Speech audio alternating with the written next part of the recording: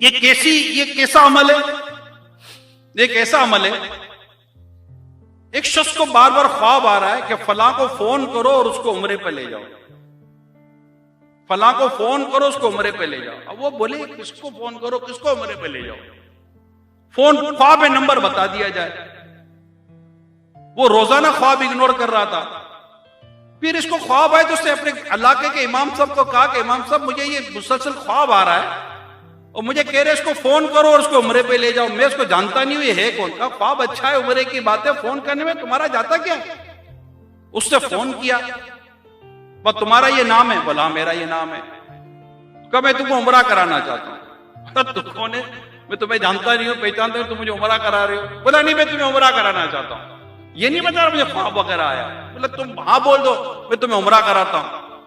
बोला क्यों उम्रा करा रहे हो? बोला करा रहा हूं, तुमको क्या जाता, मैं तुम्हें ले जाऊंगा, ले आऊंगा, पैसे मैं दे रहा हूं, आपको थोड़ी पैसे देने पड़ रहे हैं। अब हाँ बोल दो। बोला तुम मुझे जानते नहीं, पहले मुझे देख तो लो मैं हूं कैसा। बोला आप जैसे भी हो ना, मैं आपको उम्रा कराता। अच्छा बोला चलो ठीक है, कहां मिलना है? बोला यहां मिलना है। दोनों की मुलाकात हुई, उसको देखा, बोला मैं इसको उम्रा कराऊंगा। कहीं से कुछ लगता ही नहीं था। भाई ख्वाब आते किसी के लिए तो कोई ऐसा होता है वो आदमी होगा, पहुंचा हुआ होगा, ऐसा भला आदमी होगा, तो कहीं से कुछ भी करना भला ना कुछ भी लगता है, कहीं से कोई नहीं था। खैर ख्वाब की ताबीर करने के लिए वो उम्रे पे ले गया। काबे का तवाफ हुआ, उम्रा हुआ। अब मक्के से बाहर जाना है।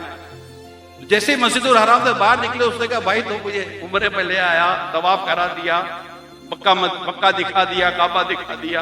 अब पता नहीं कभी कोई ऐसा फोन आएगा नहीं आएगा, कोई ले जाएगा नहीं ले जाएगा। इजाजत दे तो आखिरी में एक बार भी काबा देखकर आ जाऊं। जा भाई देखकर आ जा।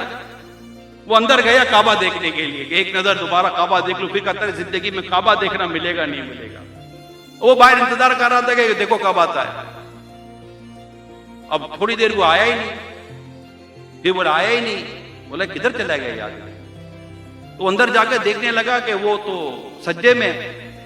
बोला चलो सज्जा कर रहा है। अब थोड़ी देर हुई, सज्जे से सर ना उठावे। करीब जाकर देखा तो सज्जे में ही उसका दम निकल चुका। उसकी समझ में आ गई कि इसको यहां इंतकाल होना था। अल्लाह पाक ने काबे के सामने नमाज पढ़ते हुए इसकी रूह का निकलना मुकद्दर किया हुआ था। उसकी तो मतलब अक्ल काम नहीं कर रही थी कि हुआ क्या है। ठीक है मुझे शहादत मिली, मगर ये आदमी है कौन? कहीं से नमाज ही नहीं, कहीं से कुछ भी नहीं था।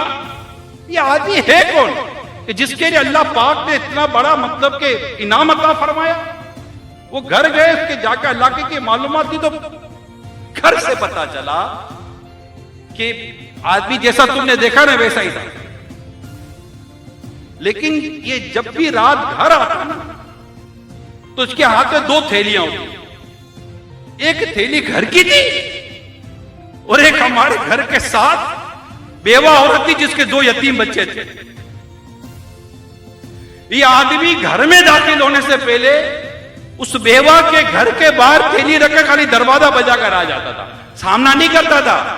बाजी कैसी हो आप, ठीक हो, और सुनाइए बच्चे कैसे हैं। बेपर्दगी नहीं करता था, बेहयाई नहीं करता था, बेशर्मी नहीं करता था, अजनबी औरतों से बात नहीं करता था मदद करने के नाम पर। ये घर के बाहर थैली रखकर अंदर आ जाता, दरवाजा बजा देता कि थैली उठा लीजिए। जब वो औरत दरवाजा खोलकर थैली उठाती थी ना तो उसकी बीवी कहती है मैं घर की दीवार से उस बेवा औरत की ये दुआ सुनती थी, या अल्लाह इसका खात्मा अच्छा कर। ये जो आजकल हमने चलाया हुआ है